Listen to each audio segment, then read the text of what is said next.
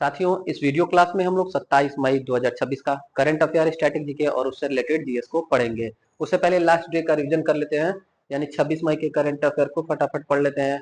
पहला प्रश्न था, हाल ही में रैन मुंबई नाम से भारत का पहला सेबी अनुमोदित exchange traded weather derivatives contract launch करने की घोषणा किसने की? उत्तर हो जाएगा एनसीडीएक्स, यानी national commodity and derivative exchange ने वर्षा के अनुमान आधारित शेयर मार्केट की शुरुआत की है। नाम उसका रैन मुंबई।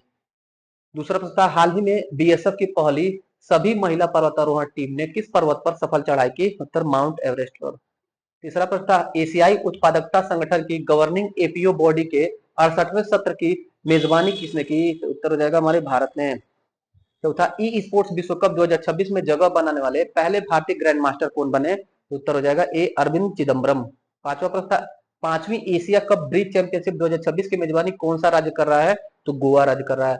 हाल ही में मेजर जनरल बीसी खंडूरी का निधन हो गया। वे किस राज्य के मुख्यमंत्री? उत्तराखंड के पूर्व मुख्यमंत्री रहे। सातवां प्रश्न, हाल ही में रॉयल सोसाइटी का फेलो किस भारतीय को चुना गया? तो दो भारतीयों को चुना गया, उसमें एक नाम है एम एस स्वामीनाथन। नहीं, ये उत्तर हो जाएगा साथियों डॉक्टर सौम्या स्वामीनाथन। ये मिसटाइप हो गया था, ध्यान रखिएगा। डॉक्टर सौम्या स्वामीनाथन जो एम एस स्वामीनाथन की पुत्री है, इनको लंदन स्थित रॉयल सोसाइटी का फेलो चुना गया। दूसरे एक और व्यक्ति थे जो अपने यूपी के थे साथियों, यूपी में आईआईटी कानपुर के। इसका उत्तर आप कमेंट करिए। आईआईटी कानपुर के कंप्यूटर और गणित विभाग के प्रोफेसर थे जिनको लंदन स्थित रॉयल सोसाइटी का फेलो चुना गया। उनका नाम क्या है? उत्तर कमेंट करिए। आठवां प्रश्न, आठवां प्रश्न है, हाल ही में वामन वन पहल कहां शुरू की गई? तो ये दिल्ली में शुरू किया गया है। किस देश में भारतीय मूल के दो वैज्ञानिकों सलीम अब्दुल करीम और प्रोफेसर कीर्तन धेड़ा को ऑर्डर ऑफ मांगपूक गुब्बे से सम्मानित किया गया है? ये अवार्ड है दक्षिण अफ्रीका का। दक्षिण अफ्रीका का सर्वोच्च सम्मान है। 10वां प्रश्न था, विश्व फुटबॉल दिवस 2026 कब मनाया गया? तो हर साल 25 मई को विश्व फुटबॉल दिवस मनाया जाता है और ये नवीनतम दिवस है, ध्यान रखिएगा, एग्जाम में आ सकता है। ये था साथियों लास्ट डे का रिवीजन। अब पढ़ते हैं आज का प्रश्न। पहला प्रश्न, भारत में नवीकरणीय ऊर्जा पहल के लिए नॉर्थ स्टार प्लेटफॉर्म किसने लॉन्च किया है? नॉर्थ स्टार प्लेटफॉर्म अभी हाल ही में हमारे भारत में ग्रीन एनर्जी को बढ़ावा देने के लिए लॉन्च किया गया है। किसके द्वारा? तो यूके के द्वारा, यूनाइटेड किंगडम देश के द्वारा हमारे भारत में रिन्यूएबल एनर्जी पहल के लिए नॉर्थ स्टार प्लेटफॉर्म पहल लॉन्च किया गया, इनिशिएटिव लॉन्च किया गया। इसमें क्या किया जाएगा? देखिए, भारत में 28.91 अरब का बड़ा निवेश करेगा। कौन करेगा? यूके प्रमुख है इसमें। इसके साथ साथ डेनमार्क, यूरोपीय देश डेनमार्क भी इसमें इन्वेस्ट करेगा। क्या होगा इसमें? इसमें भारत का सोलर, सौर ऊर्जा और विंड यानी कि पवन ऊर्जा प्रोजेक्ट के प्लांट बैठाए जाएंगे। हर साल 40 लाख टन जहरीली जो एनर्जी होती है वो कम होगी, कार्बन उत्सर्जन कम होगा जब ये प्लांट स्थापित हो जाएगा तब। सौर और पवन ऊर्जा के साथ साथ भारत का नेट जीरो मिशन भी बढ़ेगा। ये नेट जीरो मिशन किस वर्ष तक है? तो इससे ध्यान रखिएगा, अक्सर परीक्षा में आ रहा है। 2070 तक हमारे भारत में टारगेट है नेट जीरो लक्ष्य। ब्रिटेन की ब्रिटिश इंटरनेशनल इन्वेस्टमेंट और डेनमार्क की कोपेनहेगन इंफ्रास्ट्रक्चर पार्टनर्स कंपनी ने मिलकर नॉर्थ स्टार नाम का एक प्रोजेक्ट शुरू किया है। नॉर्थ स्टार प्रोजेक्ट में कौन कौन देश है? तो ब्रिटेन है और डेनमार्क है। किसके लिए शुरू हुआ है? तो ये हमारे भारत में साफ यानी स्वच्छ और हरित ऊर्जा परियोजनाओं के लिए शुरू हुआ। इसमें इन्वेस्ट करेंगी ये दोनों कंपनियां। किस देश का नाम आ रहा है? यूके का नाम आ रहा है। तो यहाँ पर हम आपको एक देश बताएंगे, यूके, ब्रिटेन, इंग्लैंड और ब्रिटिश आइलैंड। जहाँ खूब कंफ्यूजन होता है, या आखिर देश क्या है, ये सभी देश एक ही हैं या अलग अलग हैं? तो ध्यान दीजिएगा, सभी अलग अलग हैं। बोलने में हम अक्सर गलत कर देते हैं, यूके, ब्रिटेन, सब इंग्लैंड एक ही जैसे लगते हैं।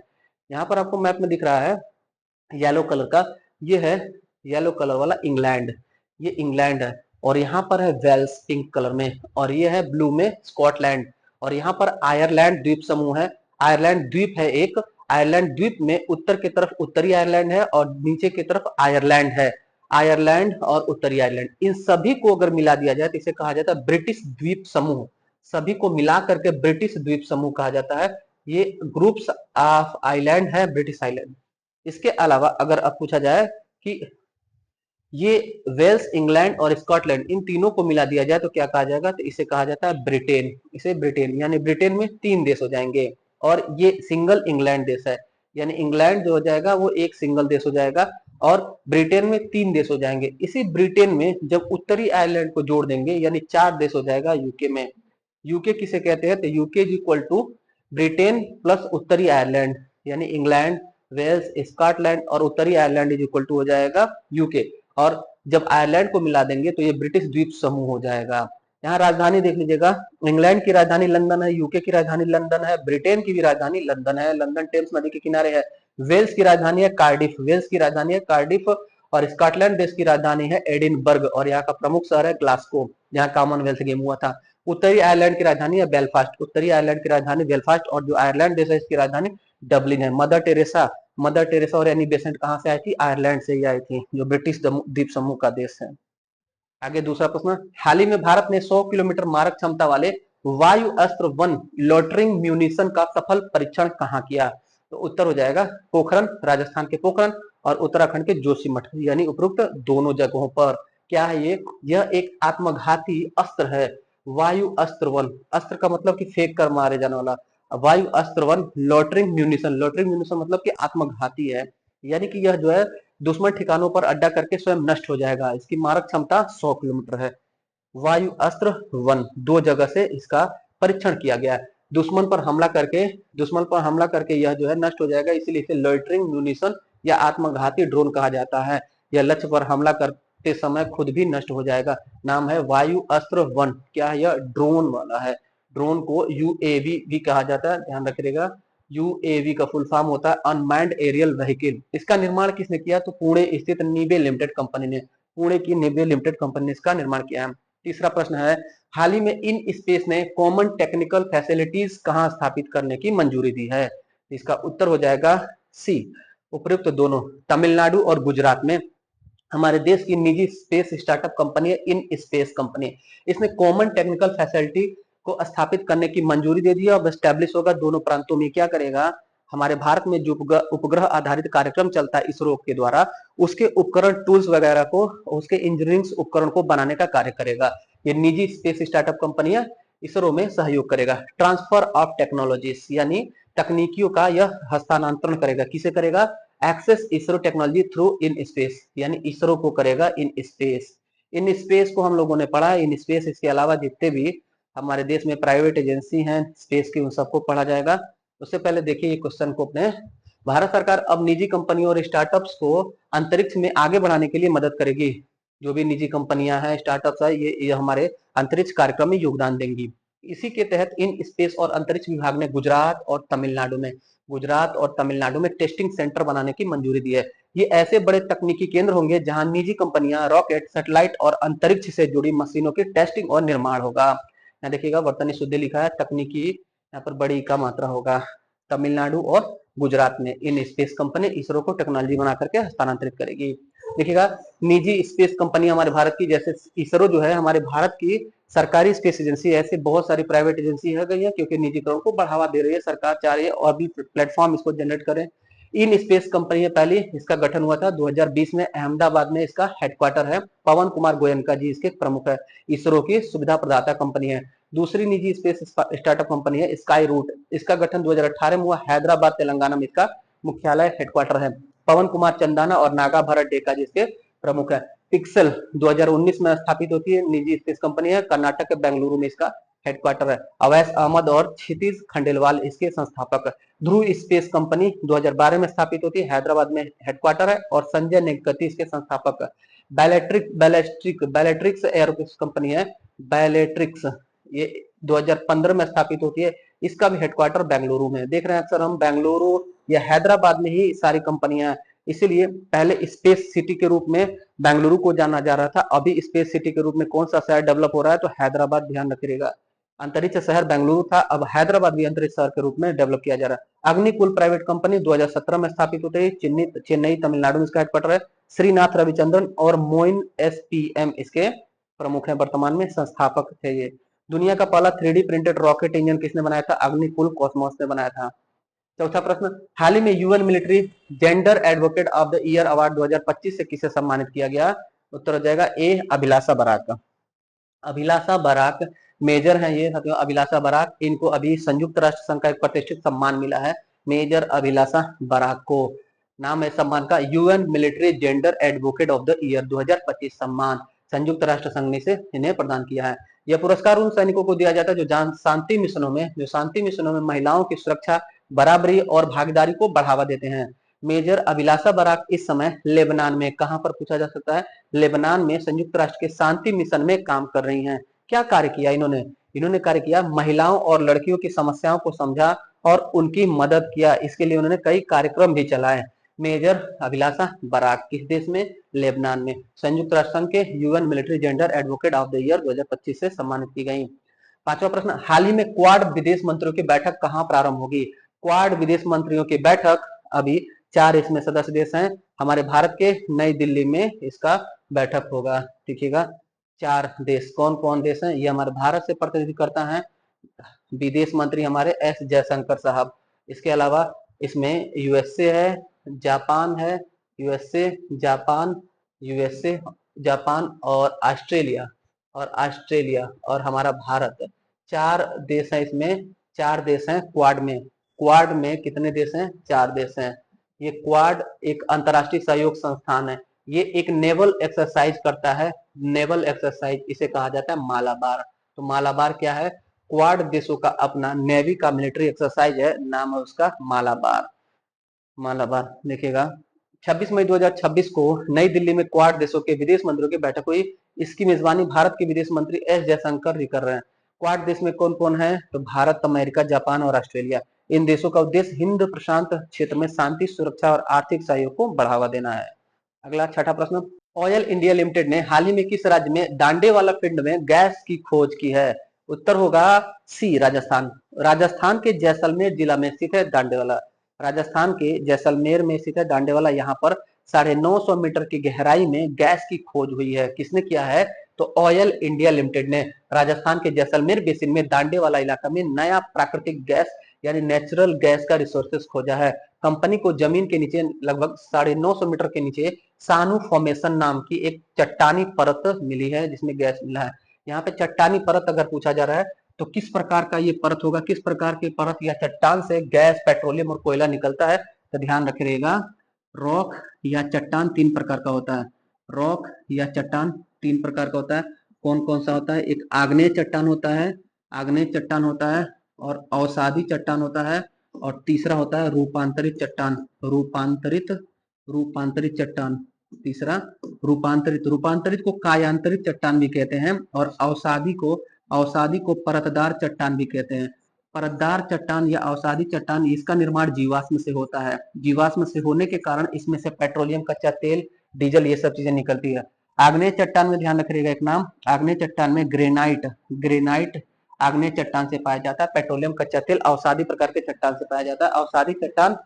अवसादी चट्टान का नाम दूसरा परतदार चट्टान है। देखिएगा हमने यहाँ कहा कि कौन सी कंपनी ने खोजा है, तो ये ऑयल इंडिया लिमिटेड ने खोजा है।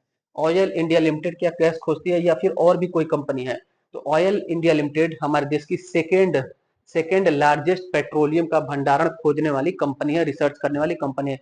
इसके अलावा कंपनी है ONGC, oil and natural gas corporation, हमारे देश की सिर्फ पहली कंपनी जो सबसे ज्यादा पेट्रोलियम तेल, कच्चा तेल का भंडारण खोजती है। लगभग 85% तेल और पेट्रोलियम का भंडारण हमारे भारत में रिसर्च करती है, वो है ओएनजीसी। सेकेंड लार्जेस्ट कंपनी है ओआईएल।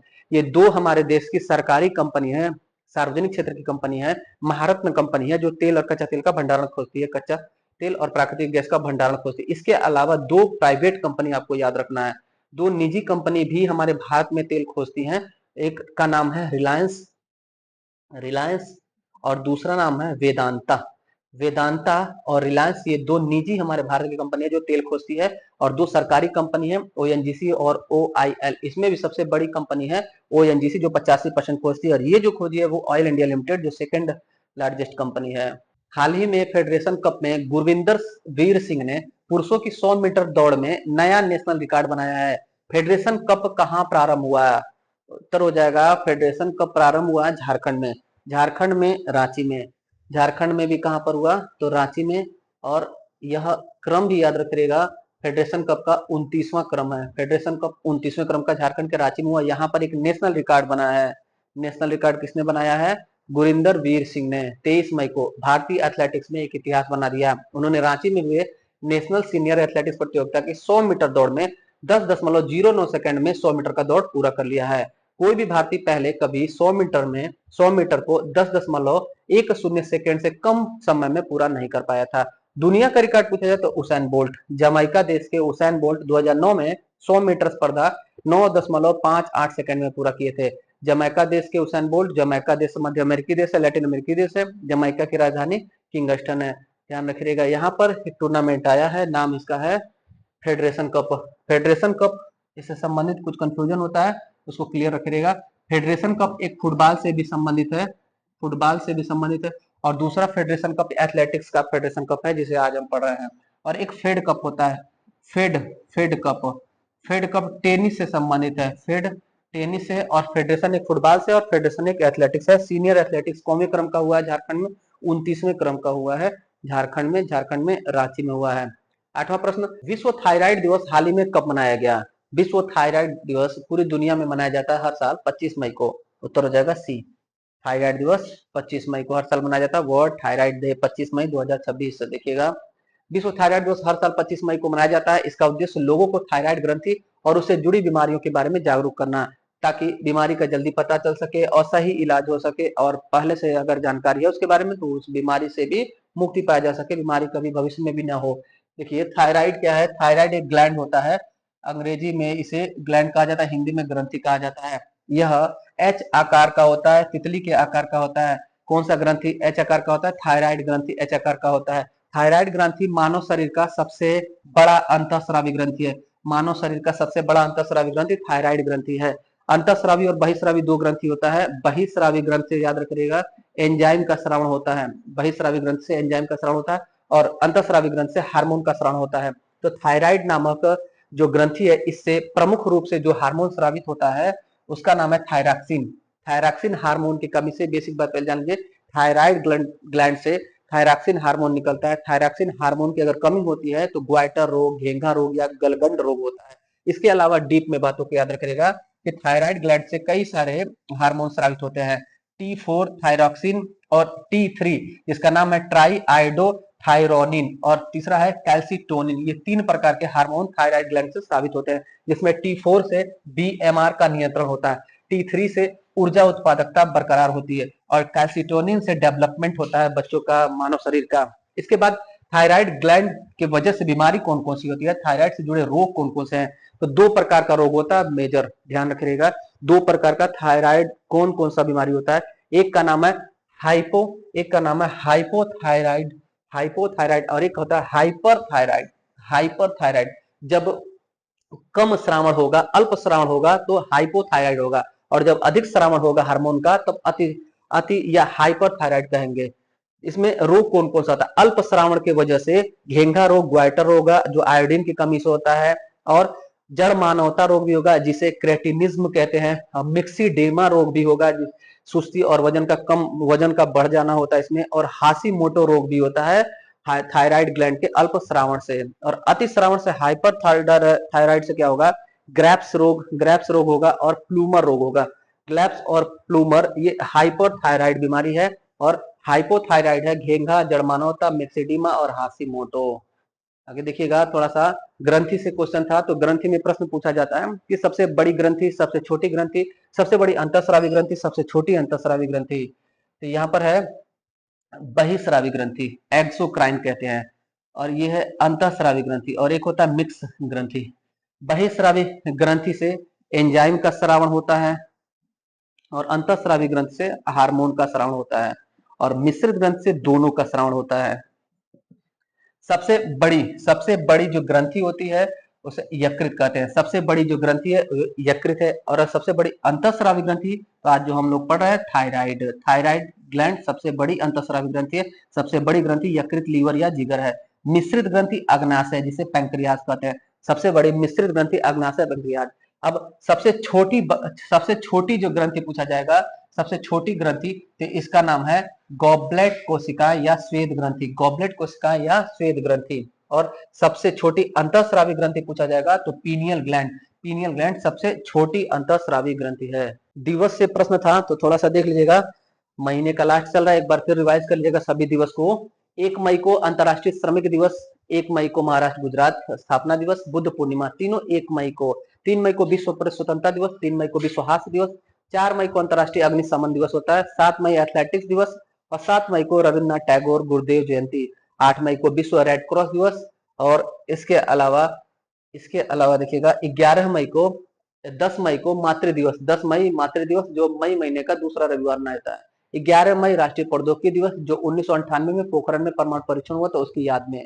12 मई को अंतर्राष्ट्रीय नर्स दिवस मनाया जाता है फ्लोरेंस नाइटिंगेल की जयंती के अवसर पर। 15 मई को अंतर्राष्ट्रीय परिवार दिवस मनाया जाता है। 16 मई को सिक्किम स्थापना दिवस, सिक्किम 22वां भारतीय राज्य बना था 1975 में। 17 मई को विश्व दूर संचार दिवस मनाया जाता है। 18 मई को अंतर्राष्ट्रीय संग्रहालय दिवस। 21 मई को आतंकवाद, भारत में हमारे राष्ट्रीय आतंकवाद विरोध दिवस मनाया जाता है। इसी दिन 21 मई 1991 को प्रधानमंत्री राजीव गांधी की हत्या हुई थी, उसी की पुण्यतिथि के अवसर पर मनाया जाता है। 22 मई को अंतर्राष्ट्रीय जैव विविधता दिवस, 26 मई को ईद उल अजहा, लेकिन ये चंद्र कैलेंडर पर चेंज भी होता है, ध्यान रखिएगा। 31 मई को विश्व तंबाकू निषेध दिवस है। मई 2026 में सिडबी ने अपना कौन सा स्थापना दिवस मनाया? सिडबी का अभी हाल ही में हमारे देश में 37वां स्थापना दिवस मनाया गया है, 37वां 37th स्थापना दिवस। सिडबी साथियों बड़ा खास है हमारे यूपी के लिए क्योंकि इसका हेडक्वार्टर उत्तर प्रदेश के लखनऊ में है। यूपी के लखनऊ में सिर्फ एक बैंक का हेडक्वार्टर मुख्यालय, वो बैंक है SIDBI, small industrial development bank of India. इसकी स्थापना 1990 में होती है। 37वां इसका इसका 37वां स्थापना दिवस मनाया गया। देखिएगा full form, small industries development bank of India. भारतीय लघु उद्योग विकास बैंक इसका हिंदी है। यानी सिडबी एक सरकारी बैंक जैसी संस्थान है जो छोटे व्यापारियों और कंपनियों को फाइनेंस में मदद करती है। इसकी स्थापना 1990 में हुई थी। इसका हेडक्वार्टर यूपी के लखनऊ में है। देखिएगा थोड़ा सा और स्ट्रेटेजी के सिडबी बैंक के बारे में। सिडबी बैंक का हेडक्वार्टर लखनऊ उत्तर प्रदेश। स्थापना होता है 2 अप्रैल 1990 ईस्वी को। यह लघु उद्योगों के विकास के लिए एक मेजर बैंक है हमारे देश का। मेन यह है, खास तौर पर यह एमएसएमई को वित्तीय सहायता और बढ़ावा देता है। मुद्रा बैंक और उद्यमी मित्र योजना से जुड़ा हुआ है, केंद्र सरकार की योजनाओं से जुड़ा हुआ है। कार्य इसका है ऋण प्रदान करना, पुनर्वित्त करना और तकनीकी सहायता प्रदान करना। ये था साथियों आज का 9 महत्वपूर्ण करंट अफेयर। कैसा लगा क्लास, फीडबैक जरूर दीजिएगा। कोई भी डाउट होगा तो कमेंट करिएगा। बाकी वीडियो को लाइक नहीं किए तो लाइक कर दीजिए। मिलते हैं फिर अगले क्लास में, तब तक के लिए धन्यवाद। जय हिंद।